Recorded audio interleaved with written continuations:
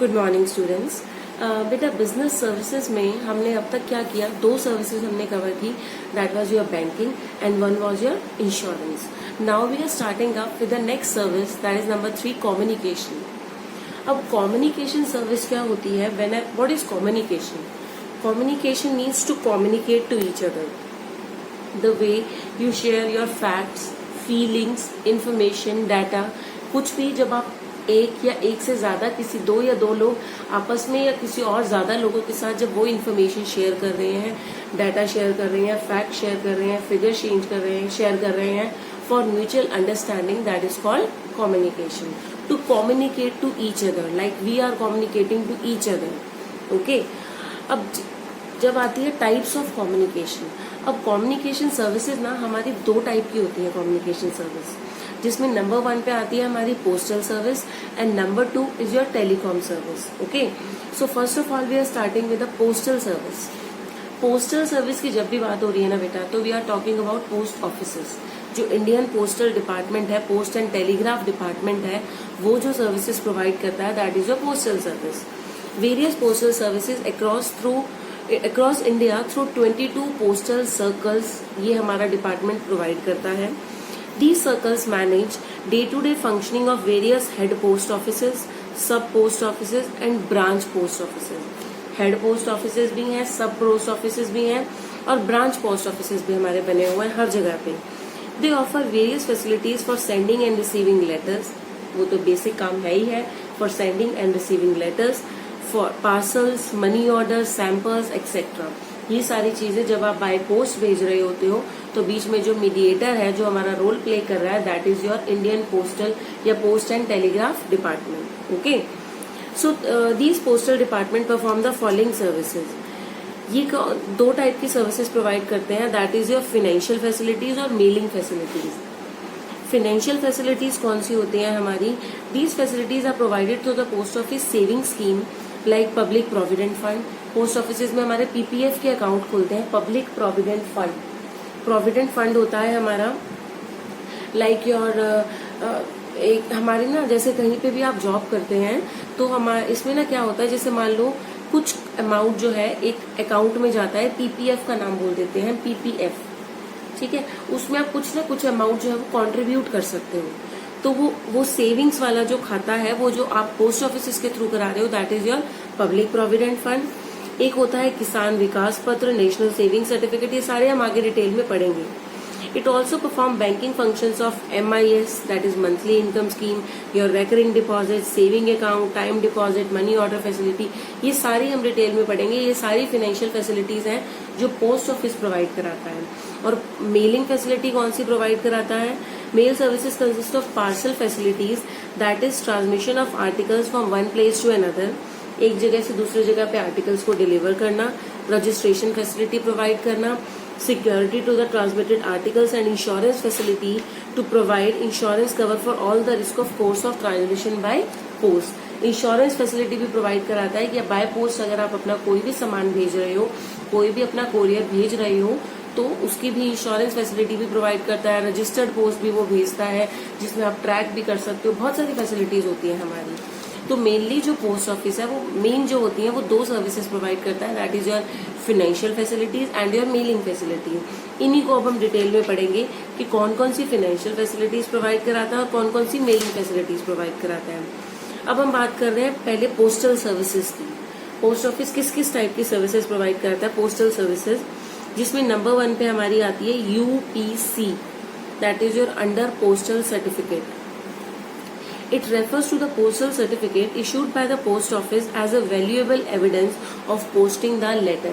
एक रिसीट मिल जाती है आपको, जिसमें ये एविडेंस होता है, वो एक प्रूफ का काम करती है कि आपने उस लेटर को पोस्ट कर दिया है।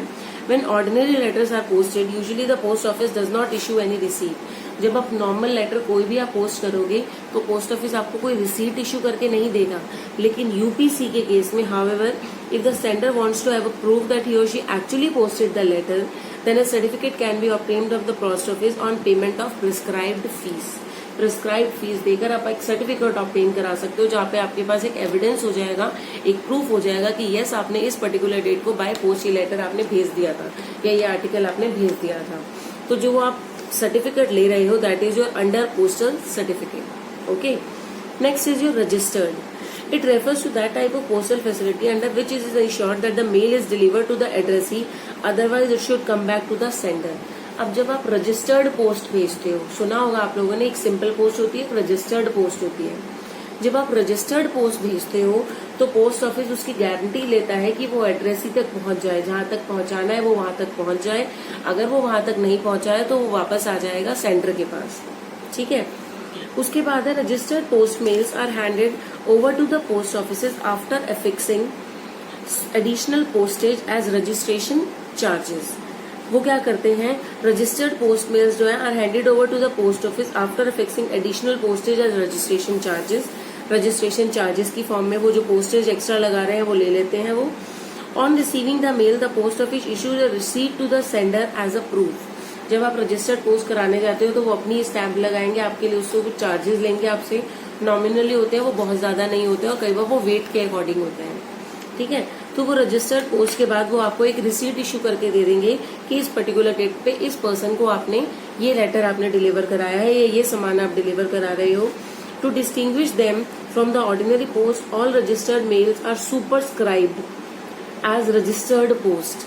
मतलब जितनी भी आपकी रजिस्टर्ड मेल्स होंगी ना, रजिस्टर्ड पोस्ट होंगी ना, वो सुपरस्क्राइब्ड होती है. सुपरस्क्राइब्ड मतलब उनके ऊपर एक स्टैंप लगी होती है रजिस्टर्ड पोस्ट. रजिस्टर्ड पोस्ट है तो मतलब गारंटी है कि अगर वो रिसीवर को नहीं रिसीव होती है तो वो सेंडर के पास वापस आ जाएगी. आप उसको इजीली ट्रैक भी कर सकते हो, उसके बारे में इंफॉर्मेशन भी गैदर कर सकते हो.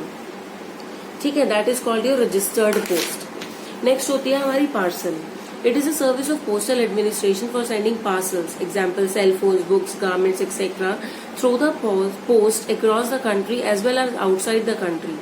Post offices provide the facility for sending parcel weighing up to 20 kgs by parcel post. Post office आपको जो फैसिलिटी देते हैं वो 20 kgs तक तो फैसिलिटी देते हैं. पार्सल वेइंग 4 kg और more have got to be registered. अगर 4 किलो से ज्यादा होगा तो उसकी रजिस्ट्रेशन भी जरूरी होगी. Plus postal charges of parcel are quite economical. A parcel should be carefully packed and sealed so that the contents of the parcel may remain in safe condition. बस ये देखना होता है कि आपका जो पार्सल है वो केयरफुली पैक्ड और सील्ड हो ताकि वो सेफली डेस्टिनेशन तक पहुंच जाए. ठीक है. Next is your speed post. अब स्पीड पोस्ट क्या होती है, नाम से ही पता चल रहा है स्पीड पोस्ट, जो स्पीडली पोस्ट हो जाती है. मतलब it refers to that type of postal facility under which mail reaches the addressee as fast as possible. Under this facility post office provide time bound and guaranteed mail delivery of letters. Time bound भी और guaranteed भी कि mail delivery होगी भी, और time bound है कि इतने पर्टिकुलर टाइम में, 1 दिन में, 2 दिन में, डिपेंडिंग अपॉन कहाँ पे आपने वो लेटर भेजना है, कि कितने दिन में वो गारंटी देते हैं कि इतने दिन में जी आपका लेटर पहुंच जाएगा. That is your speed post. This facility is available at specific post offices. The sender of mail has to pay extra charges. इसके लिए आपको कुछ ना कुछ एक्स्ट्रा चार्जेस पे करने पड़ते हैं. For the speed post, in addition to the normal postal charges, the postal charges varied according to the distance. जितने डिस्टेंस पे आपने भेजना है उसके अकॉर्डिंग आपके पोस्टल चार्जेस जो है वो वेरी करते हैं, डिफर होते हैं. ठीक है. Next is your courier services. ये तो सबने ही सुनी हुई है, simple courier service. It is provided by private post offices. Documents, parcels, etc. can be sent through the courier service. This service is cheaper as compared to the services provided by the post offices. Private post office provide कराते हैं तो comparatively इनका charge जो है वो कम होता है. वैसे प्रैक्टिकली ऐसा नहीं होता है. आपके जो प्राइवेट पोस्ट ऑफिस है आप उनसे करा रहे हो, चार्ज उनका ज्यादा ही होता है. ठीक है. कोरियर सर्विसेज मतलब जो आपके private post office service provide करा रहे हैं, आपके पार्सल्स डिलीवर करा रहे हैं, that is your courier services. Okay. Other postal services में क्या क्या आती हैं हमारी, ये तो थी जो मेन सर्विसेज होती हैं. अदर पोस्टल सर्विसेज कौन कौन सी होती हैं. Greeting post. सिंपल सा greeting card can be send through post office to people on different occasions. अलग अलग ओकेजन पे सिंपल एक पोस्ट आ जाती है, greeting post. Media post. Business firms can advertise their brands through post cards, envelopes, aerograms etcetera. Post cards के थ्रू, envelopes के थ्रू अपने बिजनेस को आप प्रमोशन कर सकते हो. Direct post. It is for direct advertising. It can be both addressed as well as unaddressed. वो एड्रेस भी हो सकती है, अनएड्रेस भी हो सकती है. सिंपल एक कार्ड से आपने प्रिंट करा दिया, अपने बारे में सारी इन्फॉर्मेशन आप डिलीवर करा रहे हो, that is your direct post. International money transfer. Postal department has collaborated with Western Union financial services, सुना होगा आप लोगों ने, Western Union financial services, Western Union money transfer USA for remittance of money from 185 countries to India. ठीक है जी। And passport facility भी provide कराता है हमारा post office. Postal Department has entered into partnership with Ministry of External Affairs. As a result, post offices provide passport application forms and also accept filled up form. Passport services भी provide कराता है। वो किस extent तक होती है कि आपको वो रजिस्ट्रेशन फॉर्म भी प्रोवाइड कराएगा और जो आपका फॉर्म फिलअप हो जाएगा उसको आप सबमिट भी वहां पर करा सकते हो। ये सर्विस भी आपका पोस्ट ऑफिस प्रोवाइड कराता है। E billing post, that is the post office collect the bill payment on behalf of BSNL, Airtel and other organizations. आप ऑर्गेनाइजेशंस के बिहाफ पे आप अपना बिल वहां भी पे करा सकते हो। उसके बाद पोस्ट ऑफिस कोलैबोरेट कर रखा है तो वो अपने आप एयरटेल का बिल आपका एयरटेल कंपनी तक पहुंचा देगा, आपकी तरफ से उस बिल की पेमेंट हो जाएगी। तो ई बिल की फैसिलिटी भी आपको पोस्ट ऑफिस प्रोवाइड कराता है। तो पोस्ट ऑफिस ऐसी बहुत सारी सर्विसेज आपको प्रोवाइड कराता है। ये तो थी हमारी पोस्टल सर्विसेज या मेलिंग फैसिलिटीज। अब हम पढ़ते हैं फाइनेंशियल फैसिलिटीज। फाइनेंशियल फैसिलिटीज क्या क्या प्रोवाइड कराता है आपका पोस्ट ऑफिस, ध्यान से सुनना इनको। Number 1 is your recurring deposit. ये हमने बैंकिंग फैसिलिटी में भी पढ़ा था, बैंक की सर्विस में भी पढ़ा था। Recurring deposit, RD account, recurring deposit account, जहां पर आप कुछ अमाउंट हर महीने अपना डिपॉजिट करा सकते हो। A fixed amount of money is deposited in post office regularly every month for a fixed period of time. मान लो 5 साल के लिए मैंने बोल दिया जी मैं हर महीने 5-5 हजार डिपॉजिट कराऊंगी, ठीक है। तो हर महीने 5-5 हजार इस पर्टिकुलर डेट तक मैं डिपॉजिट करा दूंगी। On maturity the amount saved is received with interest. Kind of जो लोग थोड़ी सेविंग करना प्रेफर करते हैं उनके लिए ये ऑप्शन अच्छा है कि अपना हर महीने गए पोस्ट ऑफिस में जाके डिपॉजिट करा दिया और जितने भी टाइम पीरियड का उसका लॉक इन पीरियड हम बोलते हैं। तो लॉक इन पीरियड अगर आपने 5 साल का ले रखा है तो 5 साल के बाद आपको वो पैसा टोटल, अब ये देखो कि मैंने 5,000 रुपीज पर मंथ कराया तो एक साल में कितना कराया, 12 मंथ्स इंटू 5,000 60,000 और 5 ईयर्स में कितना हो जाएगा 60,000 इंटू 5 3 लाख रुपीज। मतलब मैंने 5 साल में 3 लाख रुपए डिपॉजिट कराया। तो depending upon the prevailing rate of interest कि रेट ऑफ इंटरेस्ट मार्केट में क्या चल रहा है उसके अकॉर्डिंग विद इंटरेस्ट वो आपको 5 साल बाद पेमेंट दे देंगे। That is your recurring deposit. Okay, next is your national saving certificate. In this scheme, an individual can buy NSC by depositing a fixed amount of money for a fixed period of time, say 5 years. आपने 5 साल के लिए अपना पैसा वहां deposit करा दिया। On maturity, the amount is repaid with interest. वो मेच्योरिटी पे मतलब 5 साल के बाद वो पैसा आपको वापस मिलेगा with interest. Investment in NSC up to ₹1 lakh per annum qualifies for income tax rebate under Section 80C of the Income Tax Act. मतलब 1 लाख तक की सेविंग के लिए आपको उस पे रिलैक्सेशन भी मिलता है इनकम टैक्स में अंडर सेक्शन 80C। ये हो गया हमारा NSC national saving certificate. Okay, next is किसान विकास पत्र KVC। किसान विकास पत्र क्या होता है, लाइक NSC ये भी purchase from the post office by depositing a fixed amount of money for a fixed period of time. जैसे आप NSC में करते हो वैसे आप KVC में भी करते हो, KVP में भी करते हो। It was consider to be a safe and long term investment option, अच्छा ऑप्शन माना जाता था। हाउएवर अब तो ये पिछले कुछ सालों से बंद ही कर दी गई है। It has been discontinued with effect from 1 December 2011। Around 8-9 साल पहले, 9 साल पहले हमने इसको बंद कर दिया था गवर्नमेंट ने KVC को, KVP को। इसके बाद और ऑप्शन हमारे पास आने लग गए थे। Next is your PPF public provident fund. Individuals who are resident of India are eligible to open their account under PPF. It may also be opened under the name of minor by his legal guardian. Legal guardian अपने minor के नाम पे भी खोल सकता है वो account saving के लिए कि जो रिटायरमेंट के टाइम पे या बाद में जब जरूरत होगी तो वो मेरे गार्जियन को वो पैसा मिल जाएगा। Investment in PPR are recurring in nature and run over a period of 15 years. Recurring in nature होती है, आप बीच बीच में डिपॉजिट करा सकते हो और maximum run over a period of 15 साल तक चल सकता है ये। Annual contribution are compulsory to keep the PPF account active. साल में एक बार, चाहे जितना मर्जी सही, साल में एक बार सही आपको अमाउंट जरूर डिपॉजिट कराना है, ठीक है।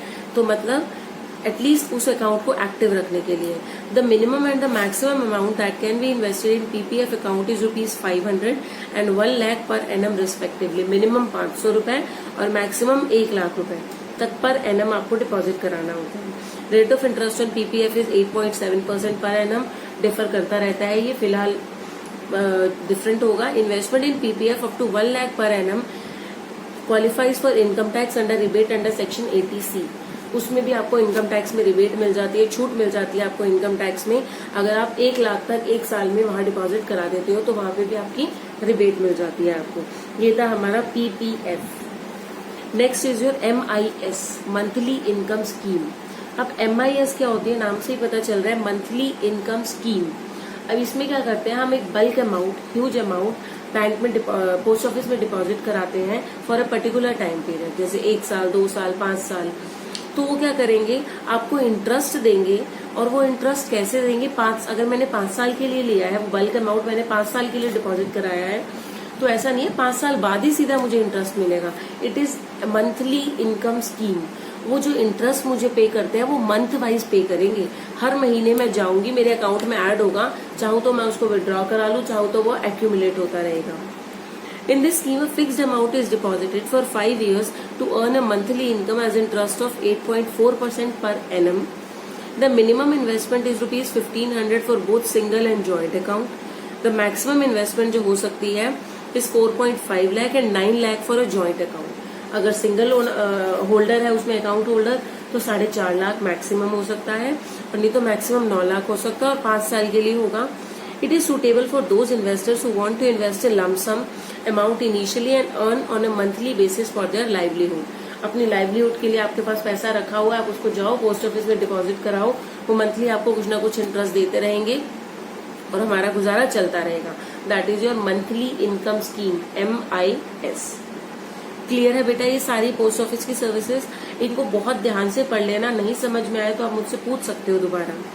Next is your telecommunication service.